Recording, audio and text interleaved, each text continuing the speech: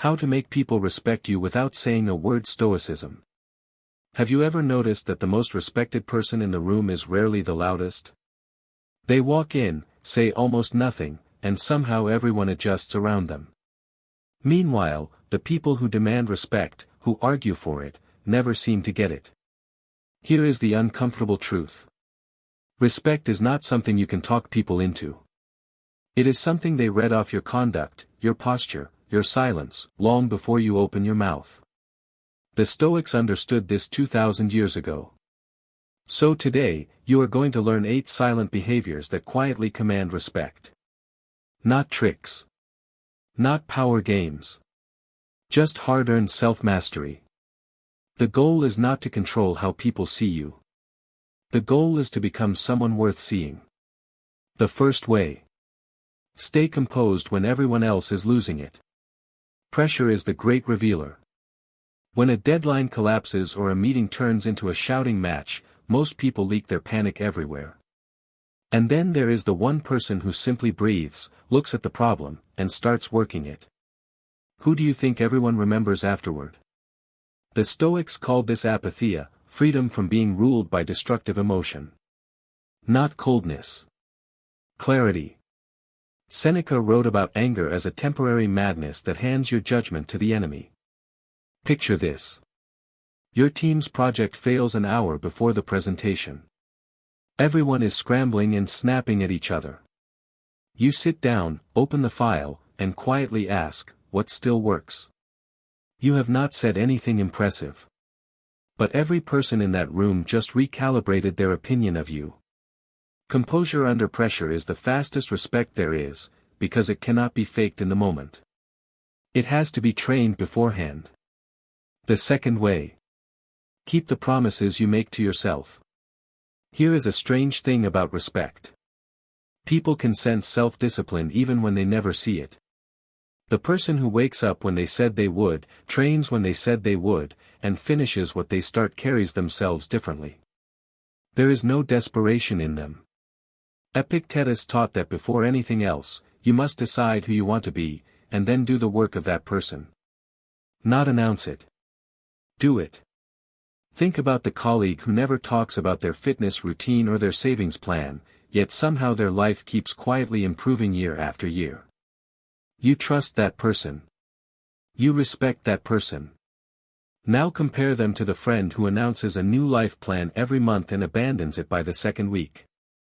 Every broken private promise erodes something in your posture, your eye contact, your certainty. Every kept one builds it. People do not respect what you claim. They respect what you have obviously done. The third way. Stop chasing approval. Nothing lowers your standing faster than visibly needing others to like you. The nervous laugh at jokes that are not funny. The opinion that changes shape depending on the room. People smell approval hunger the way they smell fear, and they lose respect for it instantly. Epictetus was blunt about this. He taught that some things are in your power, your judgments, your choices, your character, and some things are not, including other people's opinions of you. If you tie your peace to something outside your control, he said, you have volunteered for slavery. Watch what happens in an everyday moment. Someone at dinner mocks your decision to skip drinking, or to leave a stable job. You do not defend yourself. You do not explain. You just smile and say nothing, because their approval was never the point. That calm indifference to judgment is magnetic. The person who needs nothing from the room quietly owns it. The fourth way. Let silence sit instead of nervously filling it. Most people are terrified of a quiet moment. The pause after a question. The silence after someone challenges them. They rush to fill it with chatter, and every extra word costs them a little authority. The Stoics prized economy of speech.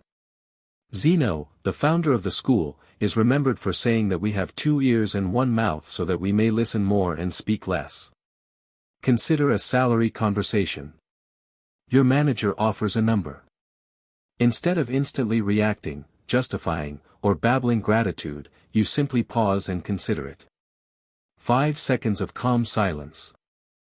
Suddenly the dynamic shifts. Or think of an argument at home. Someone throws a sharp comment, hoping to hook you. You let it land, breathe, and answer only when you actually have something worth saying. Silence signals that you are not desperate, not rattled, and not for sale cheap. The person comfortable with quiet is the person in control of themselves. The fifth way. Hold the same standards in every room. Respect collapses the moment people catch you being two different humans. Warm to the executive, dismissive to the waiter. Loyal to a friend's face, careless behind their back. People are watching for exactly this, and they never forget what they find. Marcus Aurelius set himself a simple test, to be the same man in every circumstance, whether observed or not, because the point of virtue was never the audience.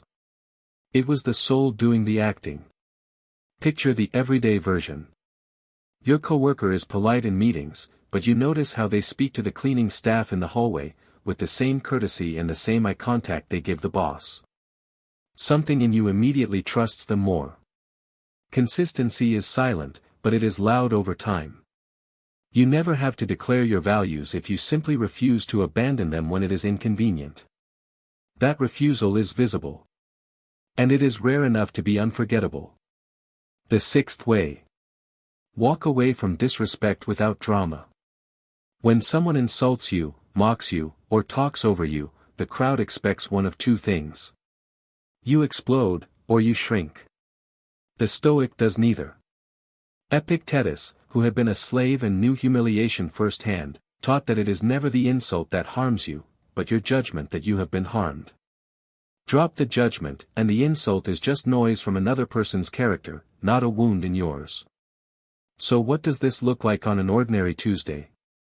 Someone repeatedly cuts you off in a meeting. You do not snap, and you do not slump.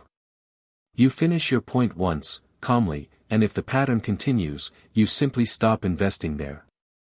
You take your energy, your ideas, and your presence to where they are received. No speech about boundaries. No door slamming. Just quiet, unmistakable withdrawal. People learn quickly that access to you has conditions. Calm exits teach more respect than loud confrontations ever will. The seventh way.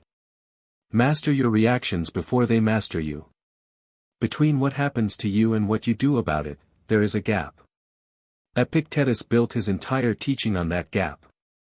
It is not events that disturb people, he taught, but the opinions they form about events. Most people have no gap at all. A rude email arrives, and their fingers are already typing fury. Now picture the alternative.